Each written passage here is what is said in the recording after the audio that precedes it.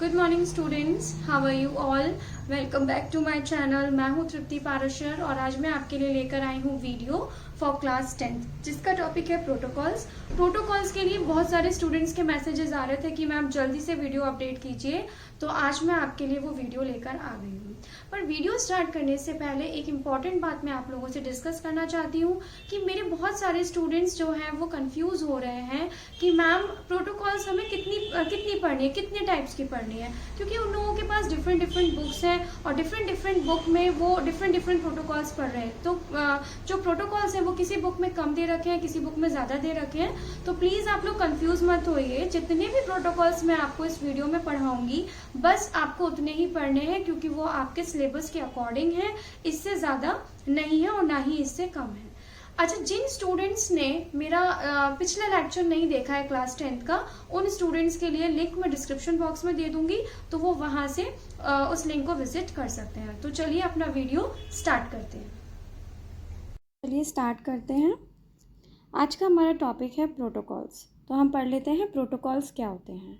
Basically a protocol is a format of set of rules governing data format, timing, sequencing, access control required to initiate and maintain communication। Basically जो protocols होते हैं वो set of rules होते हैं जिन rules की help से हम data को सोर्स से डेस्टिनेशन पर ट्रांसफ़र कर पाते हैं। ये एक ऐसे रूल्स होते हैं जो हमारे डेटा ट्रांसफ़र होता है, इन्हीं रूल्स को फॉलो कर जो हमारा डेटा है वो सोर्स से डेस्टिनेशन पर ट्रांसफ़र होता है। जैसे कि आप मान के चलिए, मैं आपको एग्जांपल देती हूँ।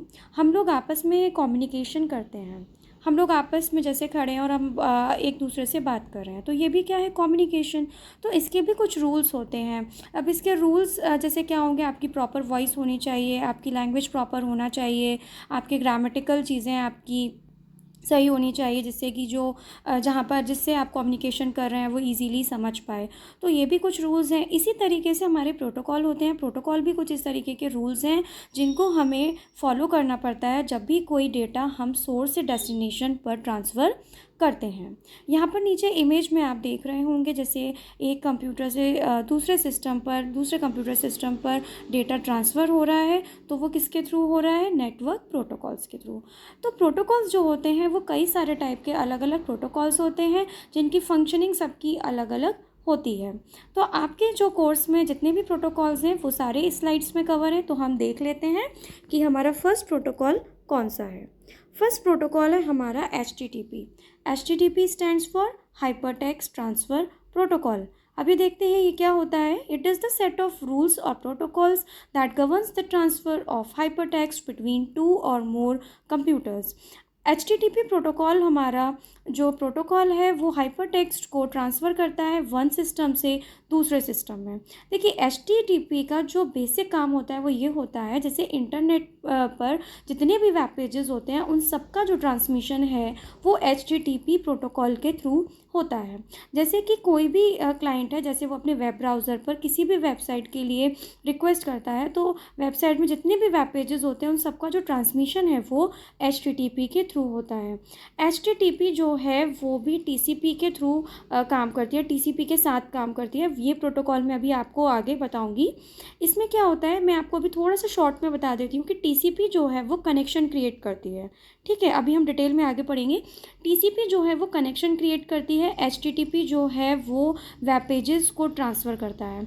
तो जब HTTP जो है वो रिक्वेस्ट करता है, मतलब जैसे मैंने आपको बताया था ना पहले कि जैसे सर्वर है वहाँ पर जो भी डेटा स्टोर है ना, मैंने आपको वेब सर्वर में बताया था प्रीवियस स्लाइड्स में, जो प्रीवियस लेक्चर था उसमें मैंने आपको बताया था कि वेब सर्वर में जो भी हमारा डेटा स्टोर होता है वो HTTP जो है वो उस डेटा के लिए रिक्वेस्ट करता है और सर्वर उसको रिस्पॉन्ड करता है, और रिस्पॉन्ड करता है तो वो जो भी वेब पेज जिसके लिए रिक्वेस्ट करता है वो वेब पेज आपके स्क्रीन पर डिस्प्ले हो जाता है।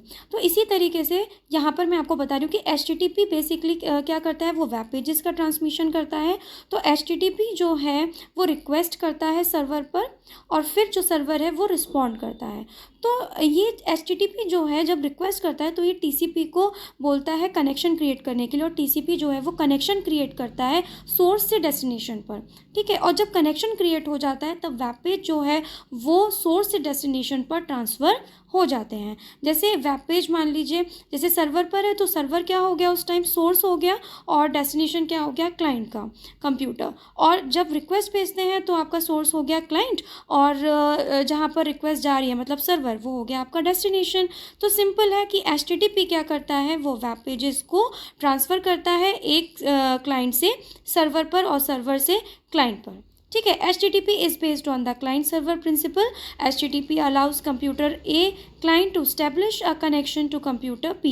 अब देखिए ये जो कनेक्शन आपको दिख रहा है ना, ये बीच में जैसे कंप्यूटर A और कंप्यूटर B के बीच में, तो ये कनेक्शन TCP क्रिएट करता है जिसके थ्रू HTTP ट्रांसफ़र जो वेब पेजेस हैं उनको करता है। तो कंप्यूटर A हमने ले लिया क्लाइंट और कंप्यूटर B हमने ले लिया सर्वर। अब यहाँ पर मैंने एग्जाम्पल में आपको ये वेबसाइट्स दे रखी हैं, वेबसाइट्स तो कोई भी हो सकती हैं। तो जैसे क्लाइंट ने इन वेबसाइट्स के लिए रिक्वेस्ट किया तो सर्वर जो है वो जो है इनको रिस्पॉन्ड करेगा। अगर ये वेब पेजेस मतलब जो वेबसाइट में जितने भी वेब पेजेस होते हैं, मतलब अगर ये वेब पेजेस जो है वो उस पर अवेलेबल है तो सर्वर उसको रिस्पॉन्ड कर देता है, और अगर नहीं होते तो रिस्पॉन्ड करता है sorry this web page is not available, ऐसा कि आपने देखा होगा कई बार, ठीक है। नेक्स्ट प्रोटोकॉल है आपकी HTTPS। ये HTTPS का जो एक्सटेंशन है HTTP का एक्सटेंशन है जिसमें S जो है it is use for secure.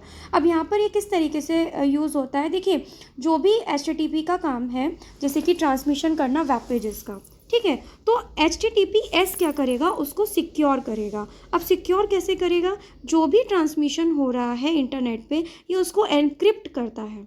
Encrypt का मतलब होता है जैसे कोई भी डेटा है अगर आप उसे लॉक कर देते हैं, अगर आप उसे सिक्योर कर देते हैं या उस पर कोई पासवर्ड लगा देते हैं तो इसका मतलब होता है कि आपने उसे एनक्रिप्ट कर दिया, इसको हम बोलते हैं एनक्रिप्शन। तो यहाँ पर HTTPS पे जो डेटा है वो आपका एनक्रिप्ट होता है थ्रू ट्रांसपोर्ट लेयर सिक्योर और सॉकेट लेयर के थ्रू, ठीक है। अब जैसे वेब पेजेस हैं है ना, उनको क्या करेगा HTTPS, उनको एनक्रिप्ट कर देगा थ्रू ट्रांसपोर्ट लेयर सिक्योर और सॉकेट लेयर सिक्योर, और फिर जो ट्रांसमिशन है वो ईजिली हो सकता है। जैसे कि आपने देखा होगा जब भी हम ब्राउज़र पे रिक्वेस्ट करते हैं किसी वेबसाइट के लिए तो वहाँ पर HTTP नहीं, वहाँ HTTPS लिखा होता है, जिससे कि जो वेबसाइट जो भी मतलब डेटा है इंटरनेट पर जो भी ट्रांसमिशन जो चल रहा है वो कैसा रहे, प्रोटेक्टेड रहे और सिक्योर रहे, मतलब प्राइवेसी बनी रहे, और जो आपका डेटा है वो कैसा रहे, ऑथेंटिकेट मतलब कि आपका जो डेटा है वो कोई भी दूसरा उसको एक्सेस ना कर पाए, ठीक है। तो इस तरीके से जो आपका डेटा है वो एक्सचेंज होता है सोर्स से डेस्टिनेशन पर, राइट। तो ये है आपका HTTPS। नेक्स्ट प्रोटोकॉल है हमारा TCP/IP। तो TCP जैसे कि मैंने अभी आपको बताया था कि HTTP जो है वो TCP के साथ वर्क करता है। TCP जो प्रोटोकॉल है बेसिकली इंटरनेट में हम इसको बोलते हैं कि it is the backbone protocol, मतलब ये सभी जो है प्रोटोकॉल्स के साथ, मोस्टली प्रोटोकॉल्स के साथ TCP का यूज़ होता है, इसीलिए हम ये बोलते हैं कि ये इंटरनेट कम्युनिकेशन में हम इसको बोलते हैं कि ये क्या है, बैकबोन की तरह वर्क करता है। तो अब हम देख लेते हैं, it is actually a collection of protocols और rules that governs the way data travels from one machine to another across network. अब TCP जो है वो बहुत सारे प्रोटोकॉल्स के साथ यूज़ होता है, तो इसका हम बेसिकली वर्क देख लेते हैं कि ये IP जैसे कि आप देख रहे हैं /IP, ये IP प्रोटोकॉल के साथ यूज़ होता है। वैसे जितनी भी प्रोटोकॉल्स हैं वो TCP के साथ यूज़ होती हैं, लेकिन TCP जो है वो IP प्रोटोकॉल के साथ यूज़ होता है। IP है यहाँ पर इंटरनेट प्रोटोकॉल, ठीक है। तो अब हम इसके बेसिक फंक्शंस देख लेते हैं कि TCP क्या करता है। TCP जो है जैसे मैंने आपको अभी पिछले स्लाइड में बताया था कि ये कनेक्शन क्रिएट करता है, ठीक है। जो सोर्स से डेस्टिनेशन पर जो भी मतलब ट्रांसमिशन होना है जहाँ पर ये क्या करता है उनके बीच में कनेक्शन क्रिएट करता है। ये क्लाइंट क्रिएट करता है, ये सर्वर क्रिएट करता है, ठीक है।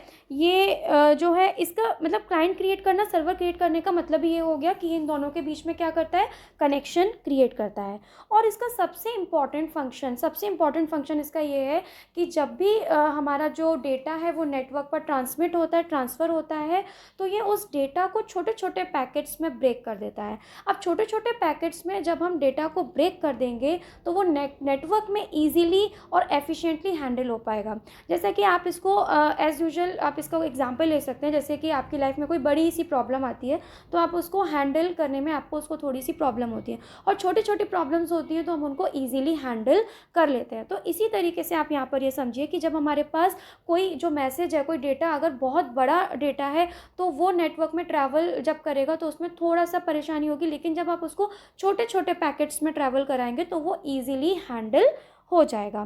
तो इसी तरीके से जो टीसीपी का जो मेन फंक्शन है वो यही है कि वो डेटा को छोटे छोटे पैकेट्स में ब्रेक कर देता है, और ये क्या करता है, it verifies that all the packets arrive at there destination. ये भी वेरीफाई करता है कि जितने भी पैकेट्स थे वो अपने डेस्टिनेशन पर अराइव हो गए हैं या नहीं, और इट रिजेंबल्स द डेटा। अब ये क्या करता है कि डेटा को भी रिजेंबल करता है, जैसे कि मैंने आपको बताया कि ये बड़े से मैसेज को, मतलब बड़े से डेटा को छोटे छोटे पैकेट्स में जब डिवाइड कर देता है तो ये पैकेट्स में नंबरिंग कर देता है, जैसे कि पैकेट 1, पैकेट 2, पैकेट 3, पैकेट 4। जैसे एक डेटा के 4 पैकेट हुए तो उसमें 1 2 3 4 इस तरीके से उनको नंबरिंग दे देता है। तो ये है आपकी टीसीपी के बेसिक फंक्शंस। अब हम देख लेते हैं आईपी के बेसिक फंक्शंस। देखिए आईपी का जो सबसे इम्पॉर्टेंट और बेसिक फंक्शन वो ये है कि जो भी डेटा हमारे नेटवर्क में ट्रैवल होता है ये उसको एड्रेस करता है। एड्रेस करने का मतलब कि ये उसके डेस्टिनेशन का एड्रेस बताता है। तो फिर जब नेटवर्क में हमारा डेटा ट्रैवल होता है तो नेटवर्क उसको रीड कर लेता है कि उसको कौन से एड्रेस पर मतलब पहुंचाना है, तो वो उसी एड्रेस पर उस डेटा को पहुंचा देता है। अभी कैसे पहुंचाएगा कि आईपी का जो मेन काम होता है वो ये क्या करता है कि जो डेटा आपका ट्रैवल होना होता है, जो डेटा आपका ट्रांसफ़र होना होता है, उस डेटा को ये एनवलप कर देता है। ठीक है, एक एनवलप में उसको डेटा को फिट कर देता है और उस एनवलप में उसका एड्रेस जो है वो मार्क कर देता है। अब उसके बाद जो नेटवर्क है वो उस एनवलप को रीड करता है और उसको उसके डेस्टिनेशन पर, जो उसका डेस्टिनेशन एड्रेस है वहाँ पर उसको सेंड कर देता है। ठीक है, और ये भी डिफाइन करता है कि एक एनवलप में मतलब एक सिंगल एनवलप में कितना डेटा आपका फिट होगा। तो ये 3 पॉइंट्स इसमें बेसिक पॉइंट्स है जो कि आपने देख लिए। It envelops and addresses the data, it enables the network to read the envelope and forward the data to its destination, and it define how much data fits in a single envelope, right? Next protocol है आपकी SMTP। SMTP बहुत ही simple protocol है। SMTP जो है वो pop protocol के साथ काम करती है। मैं SMTP के बाद आपको पॉप प्रोटोकॉल बताऊंगी। इसमें आपको ज़्यादा कुछ समझने की कोई ज़रूरत नहीं है, आप इसमें सिर्फ इतना समझ लीजिए कि SMTP जो प्रोटोकॉल है वो सिंपल मेल ट्रांसफ़र प्रोटोकॉल है और ये इलेक्ट्रॉनिक मेल को सेंड करने के यूज़ में आती है। दैट्स इट, आपको इससे ज़्यादा और कुछ नहीं पढ़ना। इसमें एक ऑब्जेक्टिव क्वेश्चन बन जाता है, बोर्ड में आ जाता है कि इलेक्ट्रॉनिक मेल्स जो होते हैं वो कौन से प्रोटोकॉल के थ्रू सेंड किए जाते हैं, तो आप उसमें सिंपल आंसर लिख सकते हैं SMTP। ठीक है, बेसिक फंक्शंस आप देख सकते हैं, बहुत सिंपल है। ये मेल सेंड करता है, मल्टीपल रेसिपिएंट्स इसमें हो सकते हैं, मतलब आप एक मेल कई सारे लोगों को भेज सकते हैं। बल्क मेल डिलीवरिंग हो सकती है, जैसे आपने देखा है आप IDs में कई सारे ग्रुप बना देते हैं तो उसमें इन अ सिंगल मैसेज, मतलब एक ही मैसेज में आप बल्क मेल जो है वो डिलीवर कर सकते हैं एक ग्रुप में। सब्जेक्ट लाइन, हेडर, ये सारी चीज़ें भी क्रिएट कर सकता है। तो मतलब जो SMTP है उसका मेन मोटिव क्या है कि ये इलेक्ट्रॉनिक मेल को सेंड करता है। ठीक है, नेक्स्ट प्रोटोकॉल है आपकी पॉप प्रोटोकॉल। ये SMTP के साथ वर्क करता है, इसीलिए मैंने इनको कंटिन्यूटी में आपको बताया है। Pop protocol is the post office protocol, और पॉप 3 इज़ द 3 जो है वो यहाँ पर इसका वर्जन है, तो इसका नाम हो जाएगा पोस्ट ऑफिस प्रोटोकॉल वर्जन 3। ये भी बहुत सिंपल है, इसमें आपको ज़्यादा कुछ पढ़ने की ज़रूरत नहीं है। जैसे कि मैंने अभी आपको बताया SMTP जो है वो मेल सेंड करने के यूज़ में आती है, पॉप प्रोटोकॉल जो है वो मेल को रिट्रीव करने के यूज़ में आती है, मतलब मेल को रिसीव करने के यूज़ में आती है। तो ये एक ऐसी एप्लीकेशन लेयर प्रोटोकॉल है जो ईमेल मैसेजेस को रिट्रीव करती है ओवर TCP/IP नेटवर्क। ठीक है, पॉप प्रोटोकॉल को इस तरीके से डिज़ाइन किया गया है कि ये सर्वर से लोकल डिस्क पे मैसेजेस को मूव करती है। मतलब सर्वर क्या, जो भी मेल सर्वर है, जो एक आपका ईमेल सर्वर होता है ना जहाँ से आप जो है मेल को सेंड करते हैं, है ना, तो जहाँ पर आपका मेल जो है वो स्टोर होता है। तो POP was design to move the messages from server to local disk. इस सर्वर से लोकल डिस्क पे मैसेजेस को, ईमेल्स को मूव कराती है। और वर्जन 3 पे एक एक्स्ट्रा ऑप्शन और होता है कि ये उसकी एक कॉपी जो है वो सर्वर पर छोड़ देता है। पॉप 3 बहुत ही सिंपल है इम्प्लीमेंट करने के लिए, और ये सपोर्ट करता है 1 mail server for each mail box. मतलब एक मेल बॉक्स के लिए एक मेल सर्वर को क्या करेगा, ये सपोर्ट करता है। तो POP3 में ज़्यादा आपको कुछ नहीं पढ़ना, सिर्फ इतना पढ़ना है कि POP3 is use to retrieve email messages from mail servers, right. तो जैसे मैं आपको एक एग्जांपल और दे देती हूँ। जैसे आप मान के चलिए मेरे पास एक कंप्यूटर है, कंप्यूटर ए, और एक कंप्यूटर है, कंप्यूटर बी। कंप्यूटर ए से मेल सेंड हो रहा है थ्रू SMTP, और कंप्यूटर बी में मेल रिसीव हो रहा है थ्रू POP प्रोटोकॉल, राइट। इससे ज़्यादा आपको कुछ भी नहीं पढ़ना। नेक्स्ट प्रोटोकॉल है आपकी FTP। FTP is the file transfer protocol. ये भी बहुत सिंपल प्रोटोकॉल है। जब भी हमें 2 कंप्यूटर्स में फ़ाइल को ट्रांसफ़र करना होता है, एक कंप्यूटर से दूसरे कंप्यूटर में, तो हम फाइल ट्रांसफ़र प्रोटोकॉल का यूज़ करते हैं। ये बहुत ही पावरफुल टूल है और ये भी क्लाइंट सर्वर प्रिंसिपल पर बेस्ड है, ठीक है। तो FTP is a powerful tool which allows files to be transfer from computer A to computer B. It works on the client server principle. FTP files that can be transferred are stored on computers called FTP servers. जो भी FTP files जो है वो transfer करनी होती हैं computers में, तो वो कहाँ पर स्टोर होती हैं? FTP सर्वर पर। अगर आपको उन फाइल्स को एक्सेस करना है तो FTP क्लाइंट प्रोग्राम का यूज़ करना होता है। This is the interface that allows the user to locate the file to be transfer and initiate the transfer process. अब हम बेसिक इसका स्टेप्स देख लेते हैं कि FTP के बेसिक स्टेप्स क्या हैं। कि ये FTP सर्वर से कनेक्ट करेगा पहले, और ये फाइल स्ट्रक्चर को नेविगेट करता है। जो भी फाइल आपको चाहिए होती है वो फाइल आप ले लेते हो, ठीक है। ट्रांसफ़र द फाइल, ये फाइल को ट्रांसफ़र भी करता है। तो ये सारी चीज़ें हैं। ये बहुत ही सिंपल प्रोटोकॉल है। कोई भी फाइल है, अगर आपके कंप्यूटर ए और कंप्यूटर बी, हमने जो कंप्यूटर ले रखा है, फाइल ट्रांसफ़र होगी तो वो आपका FTP प्रोटोकॉल के थ्रू होगी। नेक्स्ट प्रोटोकॉल है आपकी remote login and file transfer protocols. Remote login protocol होती है, it means to connect the network at a remote station. मतलब आप जो नेटवर्क को रिमोट स्टेशन पे कनेक्ट कराते हैं without any network. This remote login takes place through Telnet. जैसे रिमोट लॉगिन प्रोटोकॉल जो होती है वो without any network remote station पे आप मतलब किसी भी नेटवर्क को कनेक्ट करा सकते हैं। तो ये जो रिमोट लॉगिन प्रोटोकॉल है, ये जो रिमोट लॉगिन है वो किसके थ्रू होता है? टेलनेट प्रोटोकॉल के थ्रू। टेलनेट प्रोटोकॉल क्या होती है? इसको हम बोलते हैं टर्मिनल नेटवर्क। टर्मिनल नेटवर्क, ये जो प्रोटोकॉल है ये क्या है? एक इंटरनेट एक्सप्लोरेशन टूल है that is used for logging on remote computers on the internet. ये ऐसे कंप्यूटर्स को यूज़ करने के यूज़ में आती है जो भी मतलब इंटरनेट पे जो रिमोट कंप्यूटर्स होते हैं उनको लॉगिन करने के यूज़ में आती है। It is mainly use to access databases on other systems. ये जो है अदर सिस्टम के डेटाबेसेस को एक्सेस करने के यूज़ में आती है। और ये जो डायल अप कनेक्शंस होते हैं थ्रू टेलीफोन लाइन मोड्स, है ना, ये सारी चीज़ें ये टेलनेट प्रोटोकॉल के थ्रू जो है वो इजीली हो सकती हैं। जैसे आप देख सकते हैं, जैसे टीवी होता है, टीवी का रिमोट है, तो रिमोट और टीवी में जो कनेक्शन है तो ये क्या होता है? ये रिमोट लॉगिन होता है, ठीक है। विदाउट एनी नेटवर्क जो है वो कनेक्शंस क्रिएट हो जाते हैं। नेक्स्ट प्रोटोकॉल है आपकी SSH। SSH is the secure shell, ठीक है, सिक्योर शेल प्रोटोकॉल। इसमें क्या है? ये भी कुछ मतलब जैसे अभी मैंने आपको HTTPS में बताया था, S इज़ फॉर सिक्योर, तो उसमें एनक्रिप्शन हो रहा था। कुछ चीज़ें भी यहाँ पर भी मैं आपको वही बताऊँगी।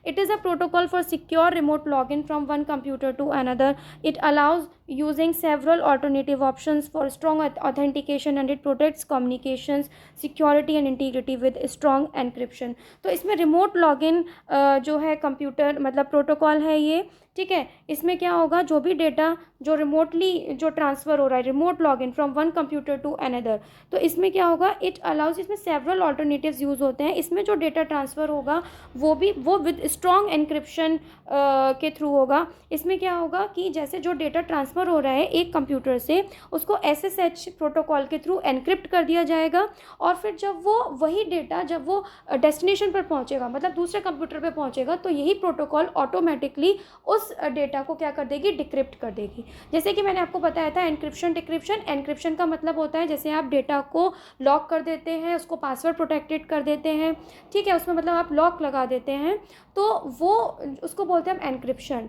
और उसको लॉक को खोलना या फिर उस पासवर्ड को हटाना, है ना, उस डेटा को खोल देना, वो होता है आपका डिक्रिप्शन। जैसे अगर उसकी कोई, जैसे आपने लॉक लगा दिया, अब उसका कोई पासवर्ड है, उसकी कोई की है, ठीक है, उसके थ्रू आप क्या कर देंगे? उसको डिक्रिप्ट कर देंगे। तो ये होता है एनक्रिप्शन और डिक्रिप्शन। ठीक है। तो SSH प्रोटोकॉल बेसिकली यही करती है कि जब हम SSH प्रोटोकॉल के थ्रू डेटा को ट्रांसफ़र करते हैं, ये रिमोट लॉगिन प्रोटोकॉल है, तो जिस कंप्यूटर से हम डेटा ट्रांसफ़र करेंगे तो SSH उसको ऑटोमेटिकली क्या कर देगी, एनक्रिप्ट कर देगी, और जिस कंप्यूटर पर हम ट्रांसफ़र कर रहे हैं जब वो उस वाले सिस्टम पर पहुंचेगी, मतलब डेस्टिनेशन पर पहुंचेगी, तो यही प्रोटोकॉल ऑटोमेटिकली उस डेटा को क्या कर देगी, डिक्रिप्ट कर देगी। मतलब एनक्रिप्ट भी यही करेगी और डिक्रिप्ट भी यही प्रोटोकॉल करेगी ऑटोमेटिकली। ठीक है। नेक्स्ट प्रोटोकॉल है आपकी SFTP। SFTP is the secure file transfer protocol. It secure its connections through encryption, which renders data unreadable by substituting the original with ciphertext. Only the person who has the required decipher key can convert the ciphertext back to its original form. So, if a file is sent via SFTP, its content can't be viewed by anyone who attempts to eavesdrop on the file's transfer session. SFTP protocol बेटा वो protocol होती है जैसे अगर एक system से दूसरे system पर कोई भी डेटा ट्रांसफ़र हो रहा है तो वो एन्क्रिप्शन के थ्रू होगा, क्योंकि ये सिक्योर प्रोटोकॉल है। तो जब हम उस डेटा को एन्क्रिप्ट करके भेजेंगे तो जब वो दूसरे सिस्टम पर जाएगी तो उस सिस्टम पर वहाँ पर उसकी वो की होनी चाहिए, जो क्लाइंट है उस वाले सिस्टम पर उसको उसकी की पता होनी चाहिए, तभी वो उस डेटा को एक्सेस कर सकता है, अदरवाइज़ वो उसको एक्सेस नहीं कर पाएगा। तो ये ज़रूरी है कि जब हम SFTP प्रोटोकॉल के थ्रू जब हम कोई भी डेटा भेजते हैं तो कोई भी नेटवर्क में उसको उस डेटा को जो है वो चेक नहीं कर सकता, कोई भी उस डेटा को एक्सेस नहीं कर सकता, क्योंकि बहुत ही स्ट्रांगली जो है वो एनक्रिप्ट होती है। अगर आपके पास उसकी डिक्रिप्शन की है तो ही आप उस को कन्वर्ट कर सकते हैं उसके ओरिजिनल फॉर्म में, ठीक है, अदरवाइज़ आप उसको वो कन्वर्ट नहीं कर सकते। यहाँ पर मैंने लिखा है की can convert the cipher text. Cipher text भी मतलब यही होता है, साइफर का मतलब होता है जो ऐसा टेक्स्ट जो कि एनक्रिप्टेड हो, ठीक है। डी साइफर का मतलब क्या होता है, साइफर और डी साइफर भी दो टर्म्स होते हैं। साइफर का मतलब एनक्रिप्टेड टेक्स्ट और डी साइफर का मतलब डिक्रिप्टेड टेक्स्ट, ठीक है। मतलब जो ब्लॉक लगा होता है तो हम उसको साइफर बोल सकते हैं, जब हमने उसकी की से अगर उसका लॉक खोल दिया तो वो आपका डी साइफर बन जाता है।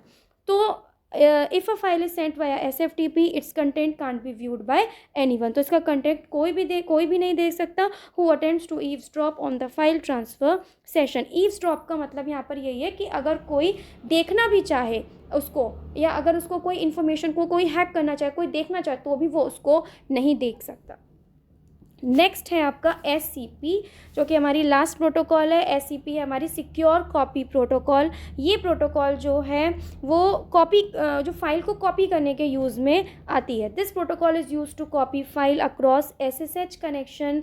As the connection is securely encrypted, it is a very secure way to copy files between computers. तो ये जो प्रोटोकॉल है ये फ़ाइल को कॉपी करने के यूज़ में आती है जब भी आपका मतलब अगर कनेक्शन होता है, as the connection is securely encrypted. अगर कनेक्शन सिक्योरली एनक्रिप्टेड है तो it is a very secure way. तो ये बहुत ही सिक्योर वे है कि आप अपने जो कंप्यूटर्स हैं आप उसमें अपनी फ़ाइल कॉपी कर सकते हैं, कंप्यूटर्स के बीच में आप अपनी फ़ाइल कॉपी कर सकते हैं।